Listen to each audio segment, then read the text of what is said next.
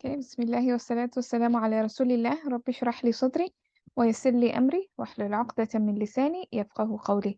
So we continue off with our discussion on sarf. This is last week we talked about, how different sarf words are used, and we said you can use, different sighas as a safa, you can use them as a fi'il, and also we talked about the different usages of masdar. Masdar can be used as a maf'ul lahu, meaning it answers the question why. It can also be used as a maf'ul mutlaq, which just adds emphasis, or it describes the verb, or it adds the number of times something has happened. So that's basically what we covered last time. But I just wanted to talk more about something that is related to maf'ul mutlaq. Okay? So we talked about maf'ul mutlaq. We said maf'ul mutlaq is when the masdar of the same fi'il is repeated. For example, you have a fi'il رجت إذا رجت الأرض رجا. رجا is a masdar. So when that masdar of the same fi'il is repeated, then that masdar becomes a maf'ul mutlaq. Okay? So, and we said there are three kinds of maf'ul mutlaq. It could be describe emphasis, where it's emphasizing the fi'il, or it has a mawsuf sifa, or where it becomes like describing the type of the masdar, or the type of, basically, the masdar. So what kind of a victory? In this case, إِنَّا فَتَحْنَا لَكَ فَتْحًا مُبِينًا. فَتْحًا مُبِينًا. مُبِينًا is a sifa. So it describes the kind of victory we are talking about, a clear victory. And of course, lastly, we talked about number. So if it is repeated, dukkata is the fi'il, and then dakkatan wahida. So you see wahida is the number, which is adding to the maf'ul mutlaq. So that's the discussion of maf'ul mutlaq. We did this exercise. I think we finished it. I don't know if there's any questions on this exercise, or was this clear before we move on to our next topic? Inshallah, I think this one was clear. All right, good. So now I want to talk about something called Naibu Maf'ul Mutlaq. I know this is a new topic. I'm introducing something probably you've never heard before, but the reason why I'm introducing it is because it's under Maf'ul Mutlaq. It rarely happens, but it's important that you know, because it happens, and I've seen it happening in our text as well, and even BUJ has mentioned a few of them. Okay, so I think it's important for us to just be aware. And I know that because I'm introducing it for the first time, you might not get everything, but the fact that you will be aware that there's something called Naibu Maf'ul Mutlaq. Just like when we first, Ustad taught us Mudaf Ilay, we didn't know what it was, but we came out of the class knowing that there's something called a Mudaf and a Mudaf Ilay. So probably this is what might happen to them introducing this topic. So just know in your mind there's something called a Naibu Maf'ul Mutlaq under the topic of Maf'ul Mutlaq. And we're going to see how it works, and why they categorize it as a Naibu Maf'ul Mutlaq and not Maf'ul Mutlaq precisely. Because it does exactly what a Maf'ul Mutlaq is. The meaning, Naib is an assistant or a substitute. Yeah? So Naibu Maf'ul Mutlaq is this thing that is substituting for the Maf'ul Mutlaq. So that's what Naibu Maf'ul Mutlaq means. Same thing when we say Naibul Fa'il, it's substituting the fa'il. It's acting like the fa'il. So it takes the i'rab of that thing that it's substituting. Same thing with Naibul Maf'ul Mutlaq. It will take the same i'rab as Maf'ul Mutlaq, but the only difference is that it's not exactly a Maf'ul Mutlaq. We mentioned that a Maf'ul Mutlaq is when you have a fi'il, for example, fatahna, and then the masdar of that same fi'il is repeated. So when that masdar is repeated like that, that's going to be a maf'ul mutlaq. Guaranteed. But in Naibu maf'ul mutlaq is slightly different. Okay? And there are about 8 different categories. We're going to go through each one of them. So the first category is when you have a masdar with the same meaning, but different roots. So for example, let's look at the maf'ul mutlaq example, this bottom example. You have jalastu julusan. That's what we learned last week. The fi'il is jalasa, the masdar is julus, and therefore this one becomes a maf'ul mutlaq. It's emphasizing the fi'l. We learned about this last week. But what if I said جلست قعودا? Now I'm using a masdar, which means the same thing as sitting, because قعد يقعد is to sit as well. So it has the same meaning, but it's a different root. It's totally different. It's a completely different word. It's still a masdar. It still has the same meaning, but completely different. So what happens there? What do the grammarians do? They're like, okay, no, this is behaving like a maf'ul mutlaq, but it's not a maf'ul mutlaq. It's just substituting the maf'ul mutlaq. So we're going to call it naib maf'ul mutlaq. So that's kind of like what happened there. Similarly, in this second example, we have قامت وقوفا.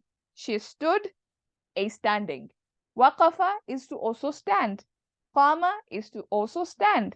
But it's different. It's not like saying قامت قيامة. If it was قيامة, we'll say, done, مفعول مطلق. But because it's a different word, even though it means the same thing, we're going to say, no, it's substituting the maf'ul mutlaq that was supposed to be there, which is qiyamah. So this is going to be naib maf'ul mutlaq. That's the first category. The masdar with the same meaning, but different root letters. I hope that's clear. The distinction there is clear. Okay. The second one is when you have a sifa to a hidden maf'ul mutlaq. Like the maf'ul mutlaq is mahdhuf. It is assumed, like it is known. You don't have to spell it out. But then there's a sifa to it. This one I think is best explained with an example. So let's look at the examples. So we have, for example, جاء السيارة سريعا. The car came quickly, or the car came fast.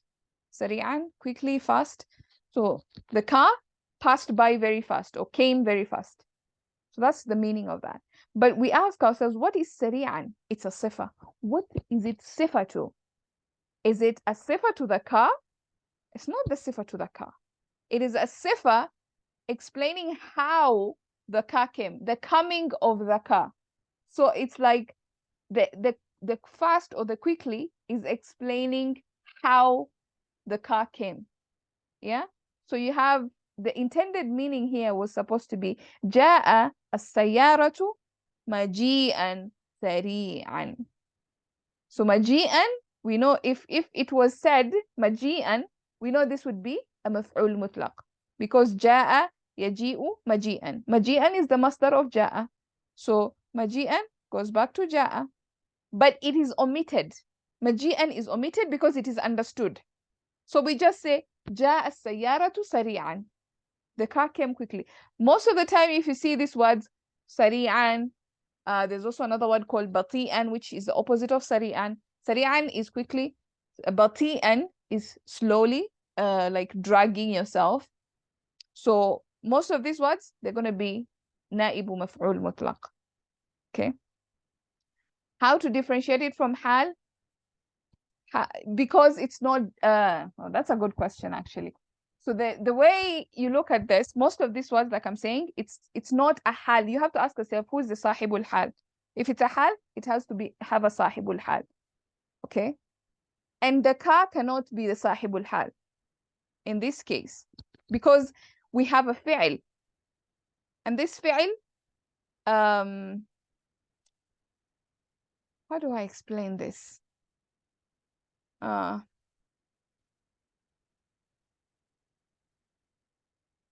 don't know how to explain this. I mean, it could be confused. I can see how it can be confused as a hal, especially with this one. But this word, sari'an, kathiran, these words are not hals. They're actually naibu maf'ul mutlaq. So if you see these words, you will know that it's not describing the car itself. So it's not hal of the car. You know, hal describes the condition of the car. But sari'an is explaining how the coming of the car, how it came. It's explaining how it came. It's not explaining the car itself. Like, for example, if I say the car is stationary, that I'm explaining the car. No, that's not even that. Is it the hal? Yeah, it could be the hal because I'm explaining how the state of the car. But if I'm explaining how the car came, which is sari'an, is the coming of the car. I'm not explaining the car itself. And I think that's how you can distinguish between hal and naibu maf'ul mutlaq, because a hal explains the sahibul hal. You have to identify what the sahibul hal is, and it has to be explaining the state of that sahibul hal. But naibu maf'ul mutlaq is explaining a verb in that thing. There's a verb that it is explaining. Yeah. Yes. The hal explains the ism. Yes. Which is the sahibul hal. I hope that is clear. The difference between the two. So you can see, like, for example, if I say جاء السيارة سريعا, ka is an ism. Yes, it's not the sahibul hal, is what I'm saying. Ka is an ism, but it's not the sahibul hal. It's not the thing doing the action. When I'm describing sari'an, I'm describing the motion of the car. I'm not describing the car itself. Yes. Yes. Basically, Fawzia, that's about it. Yeah. Because when we are talking about hal and sahibul hal, sahibul hal is the one in that state. Like if I say, جاء البنت يبكي. The girl came crying. Crying here, it is describing the girl. The girl herself, she is crying. Not how she came, but the girl herself crying. But if I say جاء البنت سريعا, the girl came quickly, I'm not describing the girl herself, how she is. I'm describing how she came. You understand? So that would be the difference between a hal and naibu maf'ul mutlaq. Because in this case, I'm describing the motion of the girl and not necessarily the girl herself. That would be the difference. Same thing in the second example. If I say أحبك or أحبك كثيرا. أحبك كثيرا. I love you a lot. It is understood that what I'm actually saying is أحبك حبا كثيرا. I love you a lot of love. Yeah, that's what is understood there. Because kathir is describing the amount of love that I love you. So that is kind of omitted there. So whenever you see the word kathiran, this is just a trick. Whenever you see the word kathiran, it's going to be naibu maf'ul mutlaq. There's a maf'ul mutlaq that is not being said, and this kathiran is the sifa to that. Same thing with sari'an. Yeah. So that would be that. So the question is just to distinguish between the sahibul hal and ask yourself, is this sahibul hal doing that? Are they in that state themselves, or something else is in that state? That would be how you distinguish that. So that's the second way in which we identify naibu maf'ul mutlaq, the assistant or the substitute to a maf'ul mutlaq. The third one is when we have numbers 3 and above. Okay. Now, again, remember when I talked about maf'ul mutlaq, I said you have the verb and then the masdar is repeated. That's the whole thing about maf'ul mutlaq. But in this case, you can see akaltu arba'ata akalatin. Akaltu arba'ata akalatin. I ate 4 meals. Okay, I ate 4 meals. Now, I could have easily said this part, akaltu, is answering the question what? So this could be my maf'ul bihi. Why am I saying this part is naibu maf'ul mutlaq? The reason why I'm saying this part is naibu maf'ul mutlaq is because the mudaf ilayhi to the number it goes back to the fi'l. It's a masdar of the fi'l. Same masdar. akaltu arba'ata akalatin. Akala ya'kulu aklun. Akalat. So that would be the masdar. It's going back to the fi'l. That's why this part arba'ata akalatin would be naibu maf'ul mutlaq. Now what if I said akaltu arba'ata tufahin? If I changed it wasn't akalat anymore, and it wasn't going back to the fi'l, would this be a naibu maf'ul mutlaq? No. This would be a maf'ul bihi. What did I eat? 4 apples. But if I use the same masdar from the same verb, مفعول مطلق, نائب مفعول مطلق. So it's very important that whatever is the mudaf ilay, it has to match the verb. If it matches the verb, then you have a naib maf'ul mutlaq. If it doesn't match the verb, then it's just a simple maf'ul bihi. What did I eat? 4 apples. But the good thing is both of them are maf'ul, so both of them are going to have nasab status. So even if you don't know what is it, a maf'ul bihi, is it a maf'ul mutlaq, is it a maf'ul hal, it's going to have fatha on it. That's the good news. All of this, if you're confused, you don't know whether it's a hal, whether it's a maf'ul mutlaq, whether it's a na'ibu maf'ul mutlaq, or whether it's a maf'ul bihi, whether it's a maf'ul lahu, whatever maf'ul it is, good news, it's going to have a fatha on it. It's going to be mansub. So at least that one, it makes it slightly easier. And maybe that's why there's a lot of people might not be able to distinguish what is it this, because it's all of them have fatha on them. It makes it easy, but it also makes it hard at the same time. Yeah. I hope that point was clear about numbers. Yeah, so basically the idea, the masdar of the fi'l has to be repeated. And you're going to see this coming up again and again. So that's what happens when you have numbers. In other words, mudaf ilay situation, as we are going to see in the next example. So when it's an idafa to a masdar of basically the same masdar, or yeah, if it's an idafa to the same masdar. And these are the words that you will find naibu maf'ul mutlaq most of the time. And we know all these words: كل, بعد, أي, نصف, جميع, شطرة, حق, أفعال التفضيل. All this, أفعال التفضيل, أسماء التفضيل. This is supposed to be أسماء. I don't know why I wrote. But anyway, you understand the point. All this, they come as a mudaf ilay situation. So we have أسماء. Okay, so all these words, they come as a mudaf. So for example, if I say أحبك أعظم الحب. أعظم الحب. أعظم is an ism tafdhil, like أكبر, like أصغر, like أبيض. Not أبيض, I'm going into colors. But anyway, you understand ism tafdhil. So أعظم, أحبك أعظم الحب. What you see here, it is attached to a masdar from the same fi'il. If that happens, you have yourself a naibul maf'ul mutlaq. Or أكلت كل الأكل. I ate all the food. أكلت كل الأكل. I ate all the food.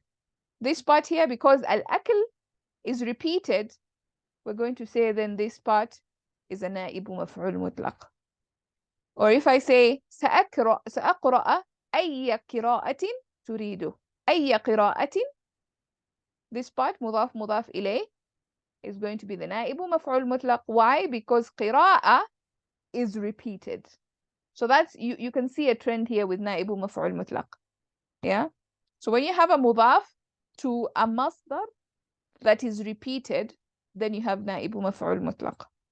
Now, let's look at an example here. If I say بذلت كل الجهد. بذلت كل الجهد. بذل يبذل is to exert yourself, to put in some effort. Okay, so I put in all the efforts. بذلت كل الجهد. Would this be a مفعول مطلق? No. Why? Because al-juhud does not go back to badala. Al-juhud is a different word. It doesn't go back to, it's a masdar, but it doesn't go back to badala. So if it was badaltu kull al-badli, then I would say, yeah, that's a maf'ul mutlaq. That's a naibu maf'ul mutlaq. But in this case, not a naibu maf'ul mutlaq. In this case, it would just be a normal maf'ul bihi. What did I exert? All the efforts. It will answer the question what. Okay, so it's a very technical thing. It's a very minor thing. Yes, it means the same thing, more or less. Juhud is to struggle, to strive. Badala is to exert. So it's not exactly the same thing, but it's close in meaning. But that's not how it works with mudaf. The only part where that applies is if it is like immediately, like in the first example we saw here. So جلست جلوسا or جلست قعودا, قامت وقوفا, like that. So that would be the difference. I think Saima answered your question. That would be the difference. Yeah. Yeah, like I mentioned, I know it's a new topic, so a lot of questions, which is good. Which is good. It means you guys are listening. If you're asking all these questions, alhamdulillah, it's good. So that would be the case. So the masdar has to be repeated, even though it is similar. Juhud and badal is similar. It's not the same. So it cannot apply as a maf'ul mutlaq. I hope that clarifies. Yes, it should come immediately after. Like badaltu, I don't know the word. These are the examples that I could think of because I know these words. I don't know any other word that could meet that, synonyms. I don't know synonyms in Arabic. So if you know synonyms, then you can actually use them like this. But the only ones I know is qu'udan and julusan, like that. So it comes immediately after that, not as a mudaf ilay. Just like a direct maf'ul mutlaq or naibu maf'ul mutlaq, like that. That would be the case. I hope that's clear. Now, this one is something that rarely happens, but I just put it here just for your knowledge, in case for some reason, somewhere you come across it in the world of Arabic. But I don't think I've seen it in the Quran. It's not used in the Quran. The others, you will find them in the Quran, and that's why I put them here. But this one, I'm just putting here for the sake of general knowledge, if you will. So this is where you have the tool that is mentioned. It could be the tool of the same fi'il or a tool that is related to that fi'il. Okay, a tool that is related to that fi'il. Because there are certain tools that are related to a certain fi'il, but not necessarily from the same. Like not all tools are sarfifiable, in other words. Like qalam. Qalam is not a tool that you can derive. You cannot say qalama yaqlimu fahuwa qalamun. No, it's a tool. It's just hasub is a computer. It's not sarfifiable. Yeah. All these different tools that are not sarfifiable, they relate to a certain fi'l. For example, qalam is related to writing. So that's a tool that is related to that particular fi'l. And it can be used, the i'rab can be naibu maf'ul mutlaq. For example, nashartuhu minsharan. If I say nashartu, nashara is to sew, to cut, like the tool that cuts wood. So nashartuhu, I cut it minsharan with a saw. So that minsharan here would be a naibu maf'ul mutlaq. That's just how they would do the i'rab. Naibu maf'ul mutlaq and not maf'ul mutlaq. Why? Because maf'ul mutlaq would be nashartuhu nashran. I cut it greatly, like I really cut it. Yeah, I really sawed it. That would be nashartuhu nashran. But when I use the tool instead, then that becomes naibu maf'ul mutlaq. For example, rama as-sayyadu tayra sahman. The hunter hit the bird with an arrow. Now, an arrow does not come necessarily from rama, but it's associated with hitting. Ramaituhu bisahmin. I struck it with an arrow, because that's what they would use rama with an arrow or a spear or things like that. So these are tools associated with this action, or even a stone maybe, but I don't know if you could classify a stone as a tool. Maybe in the Stone Age, you would say a stone is a tool. I don't know if today you would actually classify a stone as a tool. I don't know. But if you were to classify a stone as a tool, you could say, okay, I threw him with a stone. So in that case, sahman would be the naib maf'ul mutlaq. Compared to if I said rama as-sayyadu tayra rimayatan. Rimayatan is the masdar of rama. So this one is maf'ul mutlaq. This one, naibu maf'ul mutlaq. This is not a very common example. You don't have to sweat so much on it. It doesn't happen in the Quran. So we can move on. Then when you have an ismul ishara and a musharun ilay, and the musharun ilay goes back to the fi'l. Like for example, كتبت هذه الكتابة. كتبت هذه الكتابة. The كتابة goes back to كتبت, so that means that this part is going to be a نائب مفعول مطلق. But if I said كتبت هذه الرسالة, I changed a bit, then that's going to just be a مفعول به. What did I write? This book. But كتبت هذه الكتابة, it's basically emphasizing the book. Like this book is the one that I wrote. كتبت هذه الكتابة. I wrote this writing. Yeah, this writing. So the same way مفعول مطلق emphasizes the فعل or adds number to the فعل or describes the kind of فعل we're talking about, same thing نائب الفاعل would do. نائب مفعول مطلق, sorry, is going to do. Is going to add some emphasis. So I know probably somebody would be wondering, okay, if I could say كتبت هذه الرسالة, why should I say كتبت هذه الكتابة? It's that element of emphasis that maybe somebody might want to add that comes in. So if I know that this is a نائب مفعول مطلق, then that means there's an extra emphasis or there's something extra. It's not just answering the question what. It's giving me something extra. It's describing something, or it's giving me the number of something, or it's telling me that it's stressing something. So that would be the difference between why not say it like this, which would be easier, and I know it's answering the question what, why say it like this. So when you have an ismul ishara like that with the masdar going back to the fi'l. So that's one. The other one is ismul masdar. Now I have mentioned what an ismul masdar is before, but let me just repeat. Ismul masdar, so there's several kinds of masdars in Arabic.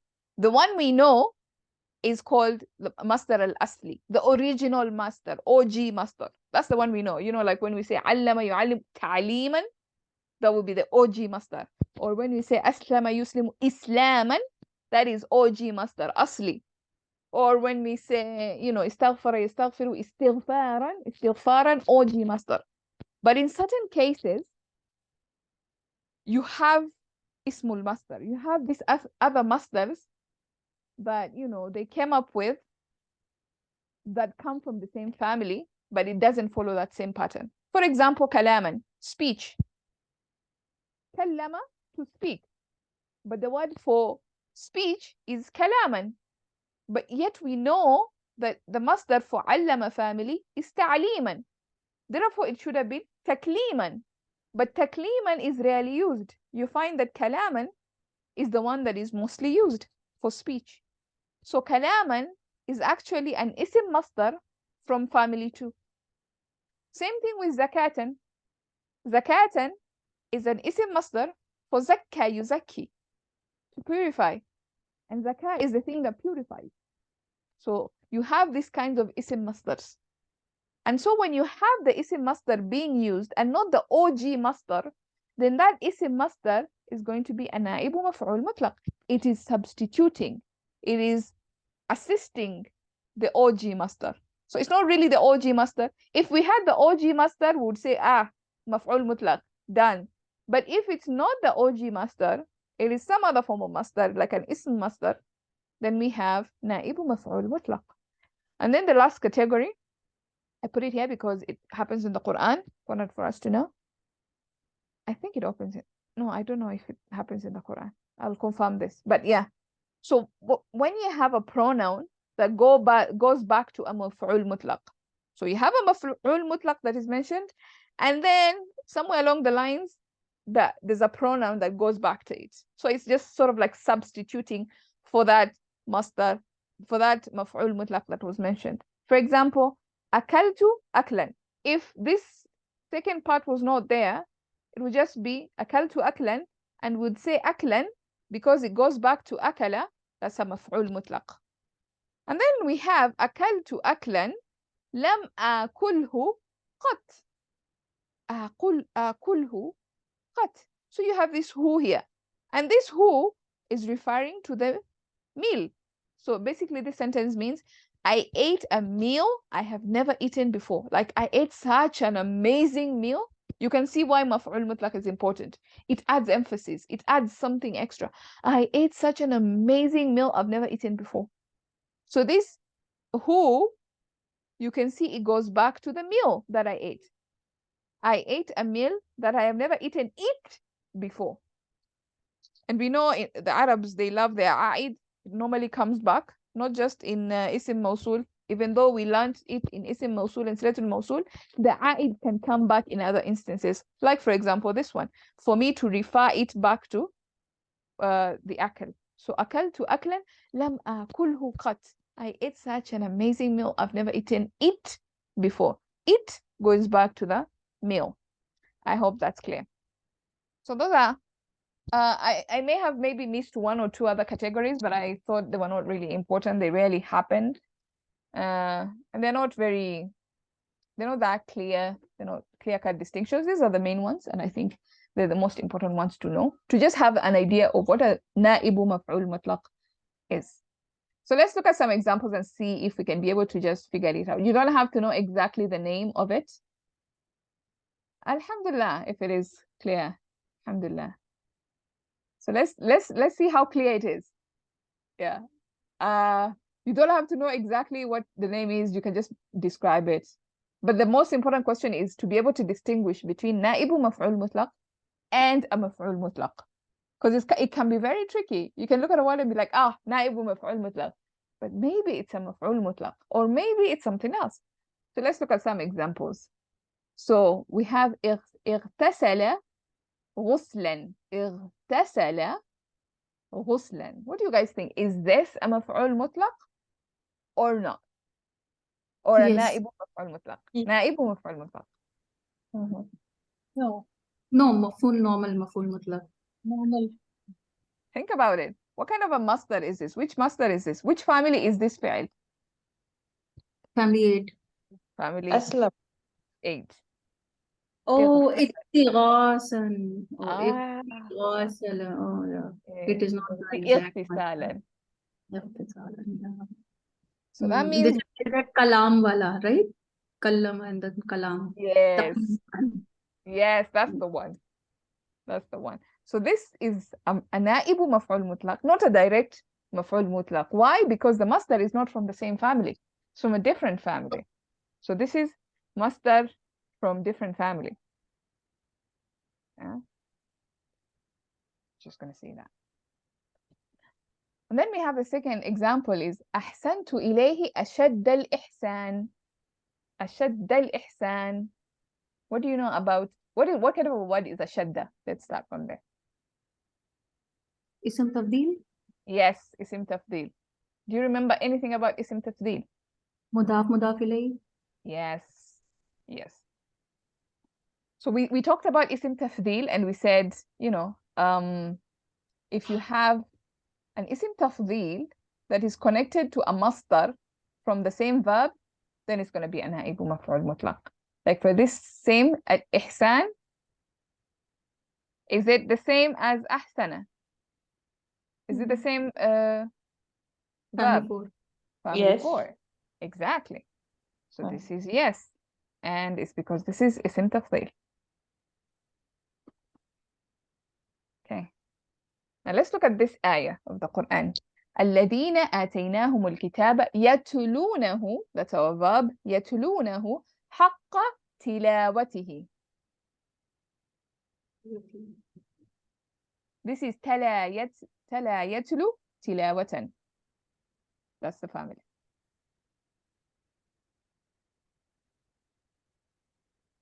What do you guys think? Is it Naib? It's from the same family.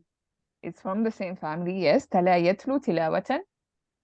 So that means this is نائب مفعول مطلق, because حق is one of those words we mentioned that it comes as a mudaf, and then this becomes our mudaf ilayhi. So that part becomes the نائب مفعول مطلق. We can just say this is mudaf ilayh for now.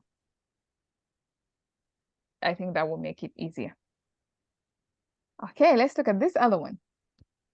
فَجْلِدُوهُمْ 80 جلدة. 80 جلدة. This is also mudaf ilayh. 8 of this. 80 جلدة. But it is not the family. It's the same It's from family. the numbers. Yes, it's from the numbers. Yes, this is from the numbers. So you can see 80 and whatever came after it, it's from the same family as اجلدوا جلد يجلد جلدة. Yeah, so it's coming from the same family and it's connected to a number. So that would be a نائب مفعول مطلق, this part. Yeah. If it was a different masdar here, then it wouldn't be. If, for example, it was فجلدوهم 80, I don't know, ضربة or strikes maybe, that would be something else. That would be مفعول به. Yes. 3 to 9 are mudaf ilayh? No, this is more than, this is 80. We normally treat this as a tamiz. جلدة will be a tamiz. Samanuna, samanina. Exactly. But 3 is mudaf ilayh. 3 to 9 mudaf ilayh. 10 3 to 10 mudaf ilayh. 11 12 mawsuf sifa, and then 13 to 19 you have the, it's also, it's mudaf ilayh, but you have the mismatch, and then you have 20 30 40, it gets a tamiz like this.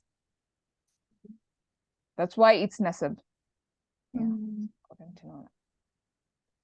Now let's look at this next one. ضربته عصا. عصا is a stick. عصا is a stick. Yes, it's a tool. You guys are getting it. Okay, so this is a نائب مفعول مطلق because I'm using a tool here. It might not be from the same family, but it's a tool that is associated with that verb. So that is our نائب مفعول مطلق.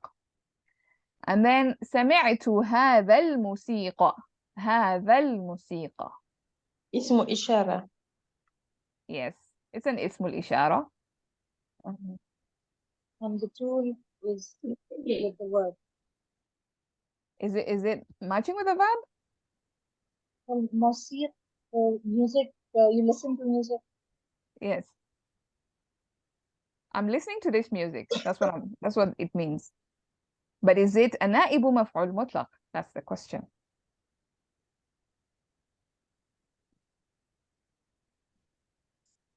What do you guys think? The مشار إليه has to go back to the verb. Is it going back? Part of the tool, it is going back when you listen to music. I don't know that we would treat music as a tool. Yeah, that's what I was asking. Would it be? I don't think so. Is it? You can't do that. Okay, so then no. Yeah. And going back to the fail means the same root letters. The same root letters, exactly. Same root letters. So it's not the same root letters. Yeah. So if I said, for example, سمعت هذا السمع, I had this hearing, whatever that means, then that would be a نائب مفعول مطلق. But سمعت هذا الموسيقى is just مفعول به. What did I hear? It's music. Just answer the question what. Okay. Now we have حييته تحية. I greeted him a greeting. I'm translating it very literally. But what do you guys think? Which family is this, first of all? حيا يحيي. Second. Yes, this is family 2. علم يعلم. What is the masdar for علم? تحية. Tahliyan. تحية. Which is this word actually. But ta marbuta doesn't come, no? Comes. It comes when the letters are less. Yes. When the letters are less in naqis, you have a ta marbuta. Oh. Because we don't say tahiyya, because when the 2 years come together, we just merge them. So we have tahiyya. Tahiyyat. So we have the same masdar. Yes, it's not a naibul fa'il. What is it then? Mutlaq. Yes. Yes, this is the OG maf'ul mutlaq. Yeah, this is emphasis here. It's emphasizing the vibe. Oh, I greeted him so hard. Maybe it's one of those greetings where you have to clap hands and I don't know, touch feet and do weird stuff. So like I gave him such a greeting, man. Yeah, maybe one of those. So this is مفعول مطلق, the OG مفعول مطلق and not نائب مفعول مطلق. So I hope you can be able to now see the difference, hopefully. Okay, let's look at this ayah. يا أيها الذين آمنوا اتقوا الله حق تقاته. You have the فعل is اتقوا. اتقى يتقي. اتقاء. اتقاء. But here we have حق تقاته. تقة. That's a masdar. But from which family? مضاف إليه. Yes. Yes. So is this an naibul fa'il?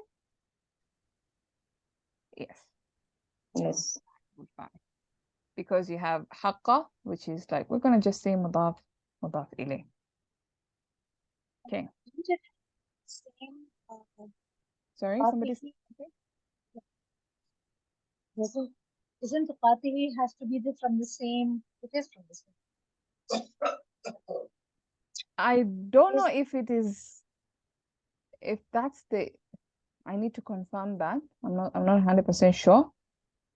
I think the examples you gave was it has to be from the same family. Same.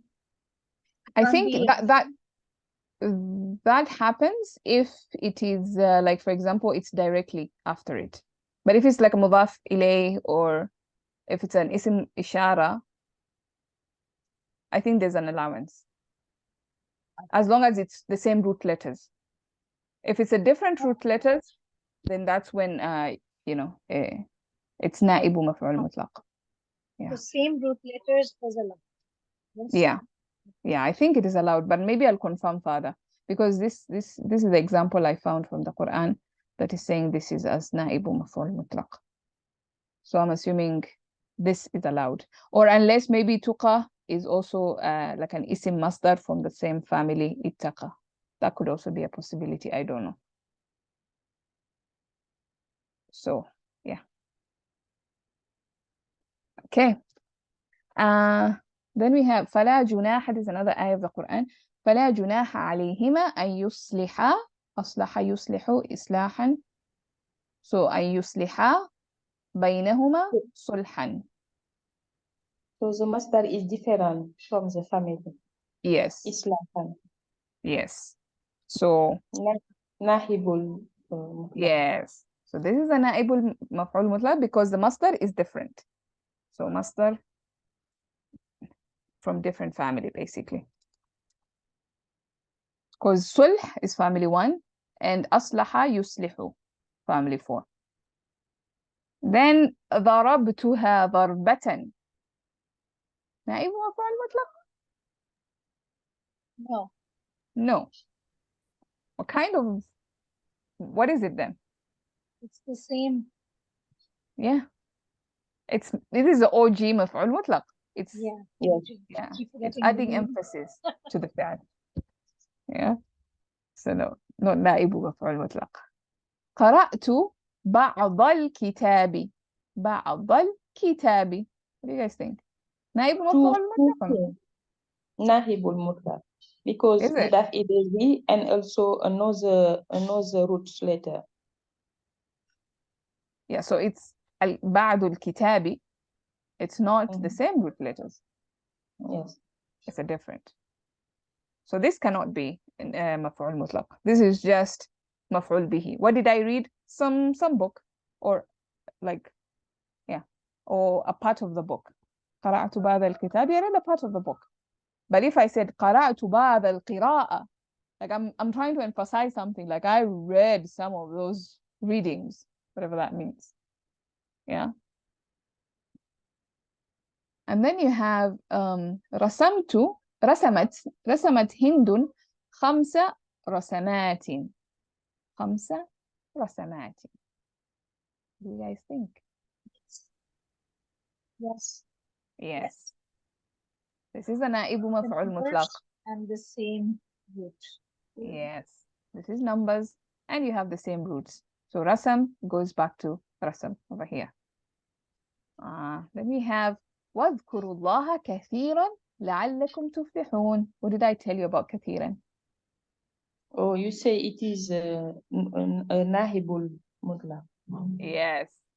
Why? Because we are expecting this sentence to be واذكروا الله ذكرا كثيرا. So the كثيرا is a صفة to the masdar, the مفعول مطلق, which is missing, which is understood. واذكروا الله ذكرا كثيرا لعلكم تفلحون. So that's the understanding. When you're seeing this word in the Quran, imagine the masdar of that fi'l. And so this would be the sifa to مفعول مطلق that is missing. Okay. اشتريتي 5 كتب. اشتريتي, you bought, like she bought 5 books. Okay, no problem, Marian. What do you guys think? نائب مفعول مطلق or not? So the verb is اشترى, and we have كتب.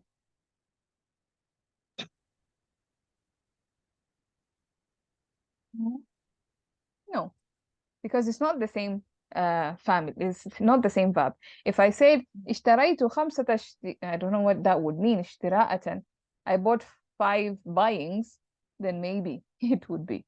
But this would just be a normal مفعول به because it answers the question what? اشتريت ماذا? 5 books. What did I buy? 5 books. It's not adding emphasis anywhere. So maybe that's the other question you can ask yourself. Is there any emphasis being added? And in this case, it's just explaining or just saying what I bought or what happened. Okay, this is another ayah in the Quran. وَلَا تَبْسُطْهَا كُلَّ الْبَسْطِ. So بَسَطَ يَبْسُطُ بَسْطًا. So you have كُلَّ الْبَسْطِ, and then the fi'il is بَسَطَ. بَسَطَ يَبْسُطُ. Yes. The same, we have mudaf with the same roots. Fantastic. There we go. Now here, طبقا is another word for meal. So أكلت, we can just get rid of this ha. It doesn't make sense. Oops, what did I do? Eesh. I don't know what is happening. Why is the orientation changing? Let's just deal with it. أكلت طبقا. I ate a meal. What do you guys think? Could have said أكلت أكلا, but I said أكلت طبقا. So is this a نائب ومفعول مطلق or not? No. No. It's another word for a meal.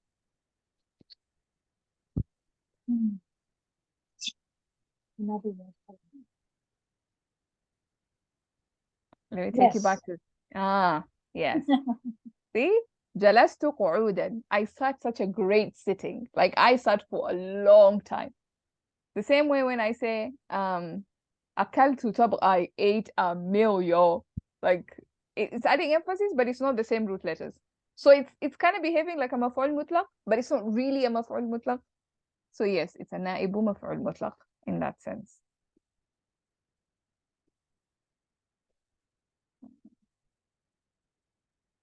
Okay, there we go. Happening. Okay, there we go. And this one is, we can say, same root letter, like same meaning. Has the same meaning, but it's different root letters. رسمت نصف الصورة. So we have nisfa is a mudaf, but a surah doesn't go back to rasama.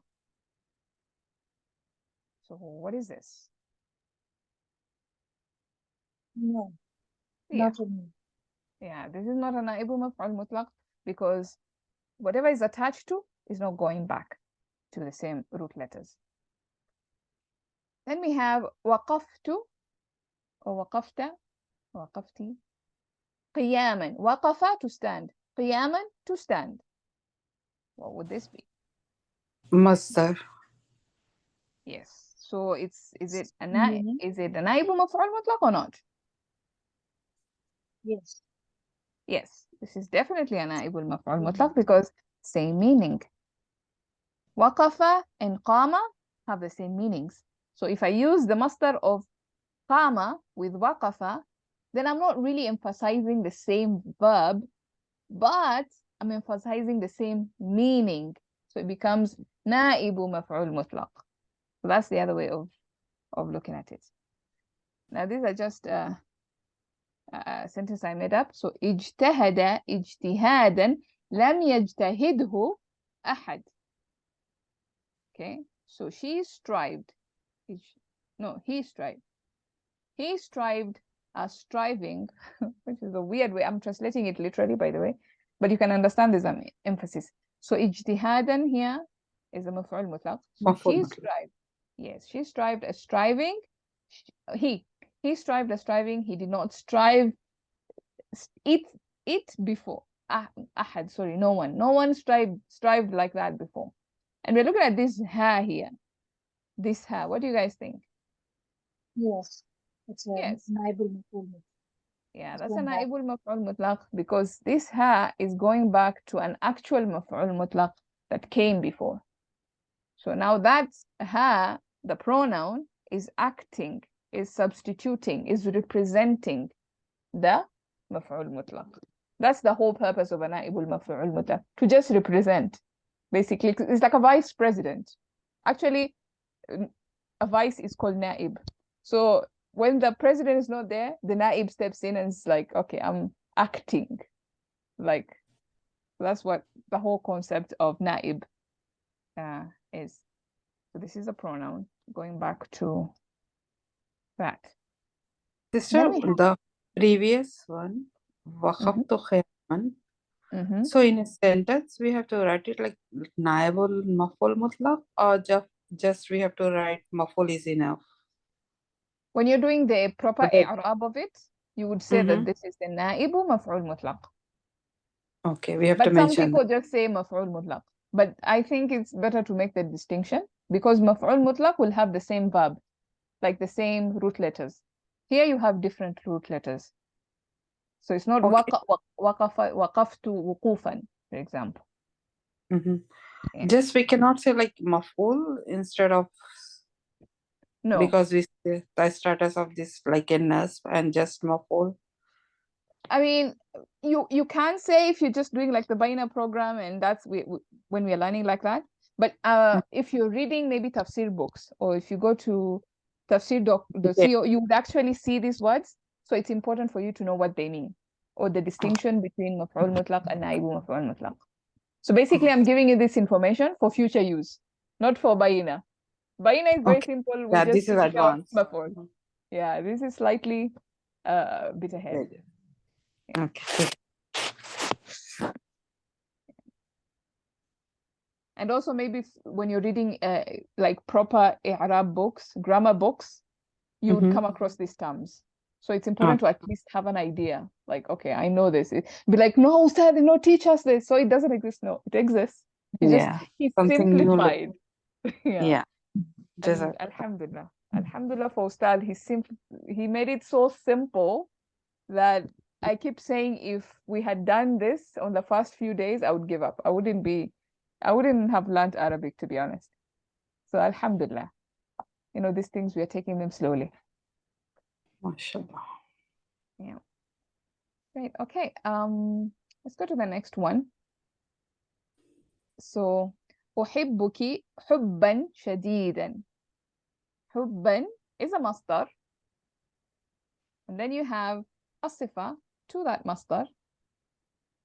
And the masdar is going back to this ism, to this fi'al. What do you guys think? Is it a naib or not? That's the important question here. This is maf'ul mutlaq.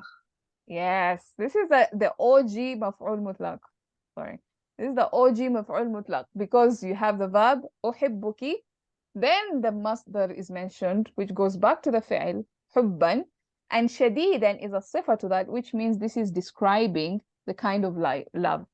Like, how much do I love you? It's such an intense love. It's describing the love, basically. So that's the kind of role that it's playing there. And then we have أعطيت عطاء. I gave him a giving or something. I gave him a giving. Maf'ul mutlaq. Yes, this is an OG maf'ul mutlaq, not the naib, because it's from the same word you can see, and it's emphasizing the fi'l. Now, let's go to the next one. جاء البنت بطيئا. Now, I mentioned before this, maybe I'll just repeat it. بطيئا is the opposite of سريعا. سريعا quickly or fast. بطيئا slowly. So جاء البنت بطيئا. Is this a This نائب? one look like a sifa naib. Yes, this is a sifa to a مفعول مطلق that is missing, that is hidden. So this is a نائب مفعول مطلق. So we are assuming that the sentence is جاء البنت مجيئة بطيئة. Okay, but because it's missing, we can just say بطيئا. It's fine because the مفعول مطلق is missing. So it's understood. The last one. So أحب. Batiyan, like he's going slowly, so it's not going to be like a hal.